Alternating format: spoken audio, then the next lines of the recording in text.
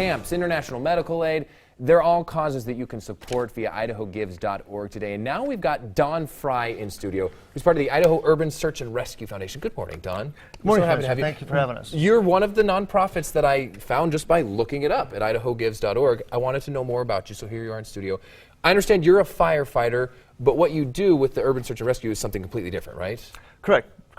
We raise money to support rescue operations around the state of Idaho, specifically rescue operations that involve collapsed buildings or people trapped under collapsed buildings or in trenches or other small, difficult to get to places. And I was also reading on your website, I guess there's 4 different types of search and rescue. We're talking about the urban search and rescue? Correct. So what are those broken down? Well, the task forces around the state of Idaho specifically would respond to a structural collapse around the state of Idaho, which could be caused by just a building collapse during construction or a natural disaster, earthquake or something like that.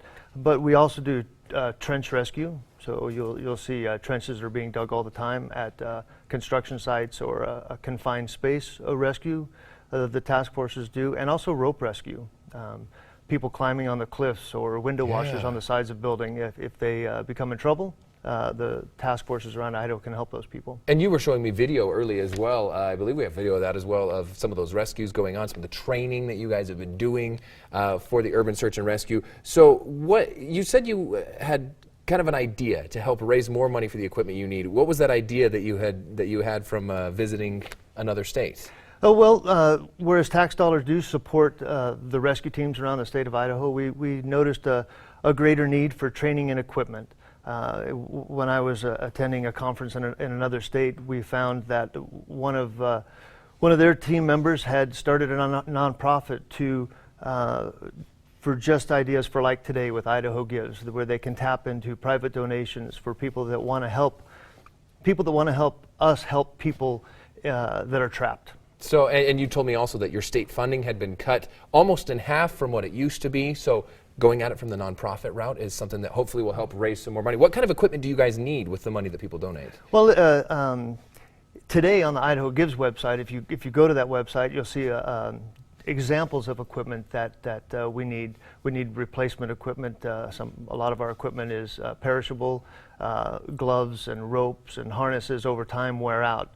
And on the Idaho Gives website, you can see examples of approximations of the cost of those items. But ropes, gloves, carabiners, larger amounts, if people are willing to give, $1,000 or $1,500, that's about the cost it takes to send one member to any training class, about $1,500 to send one member to a training class. Wow, and remember those $10 donations can turn into $1,000 if the cards are played right and you guys get some of those golden tickets or the donor appreciation awards, whatever it may be. So if you feel it in your hearts to donate today, please go to Idaho Gives and idahogives.org, I should say, and do so. And Don, we're so glad that you're here this morning just to tell us a little bit about a nonprofit that we're learning about. Well, thank you. We are certainly glad that you invited us here. Yep, it's great, and good luck to you today.